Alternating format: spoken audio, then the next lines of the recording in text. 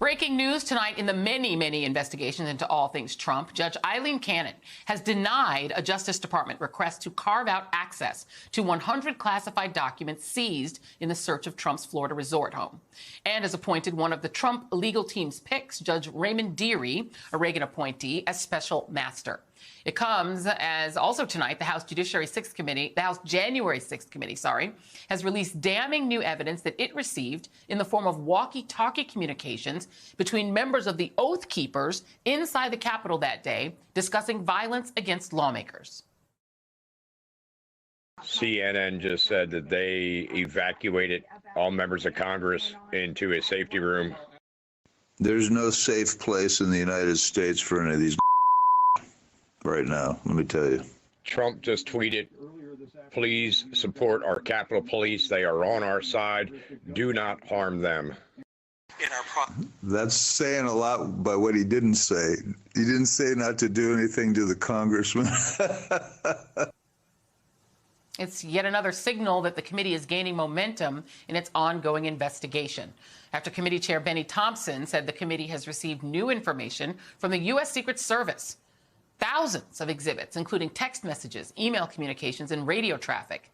The texts do not, however, include missing texts from specific individuals on the 6th that were permanently deleted, weirdly enough.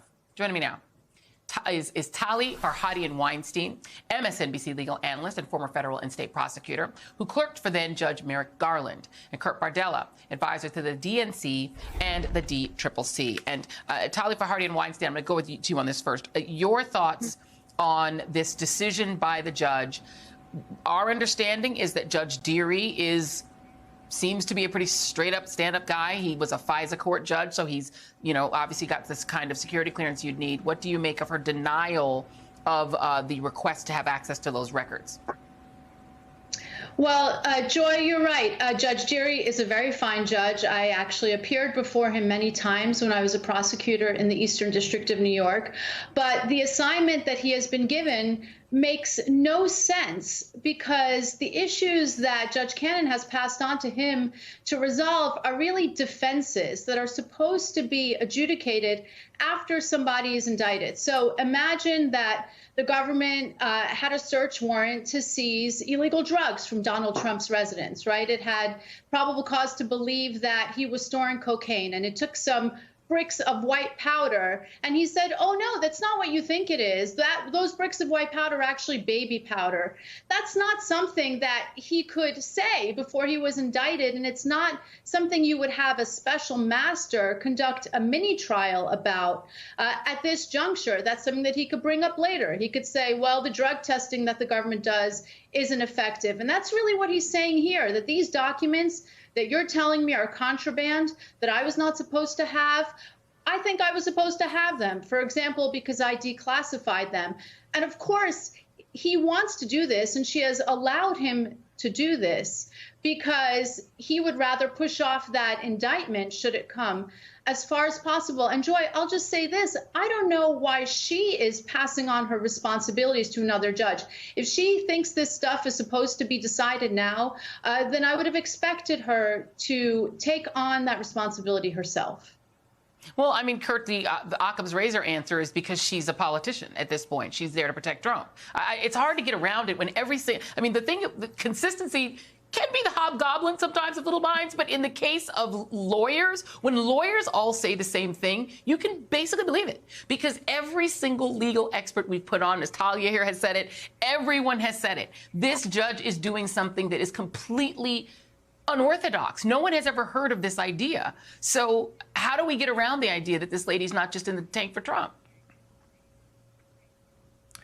Well, I think that we're seeing, without question, that there is an implicit bias and corruptive element here on the bench that's very troubling and disturbing, and it really illustrates the consequence of when you let these people take power.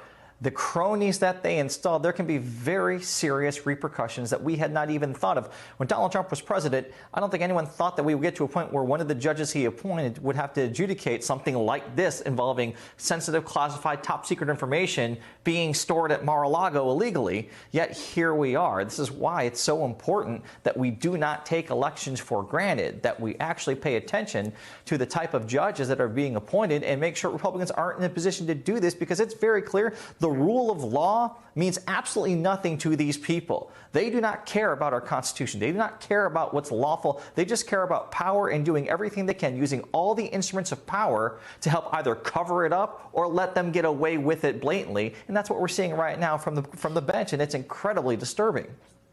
Tali, what are the potential what can the government, what can the DOJ do at this point? I mean, we know that there were leave-behinds, right? Jeffrey Clark, who was one of the leave-behinds, is now under, some pretty serious investigations. He's had his phone seized, and they're looking at obstruction with him. He was one of those late. They tried to shove him into the Attorney General's office.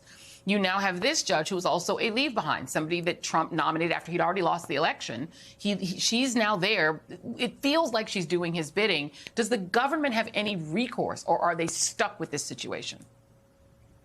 Well, the government told Judge Cannon last week that if she did not grant them that carve-out that they asked for by today, that they would take an emergency appeal to the 11th Circuit. And I imagine that that thing is written, and we are going to see that motion really soon, because they have maintained throughout that this is a state of emergency. And, another really troubling thing in this opinion that, we are processing right now, it just came out a few minutes ago, is they said, look, we cannot do a security assessment because of your order, because it's intertwined with the criminal investigation. And she said, basically, yes, you can.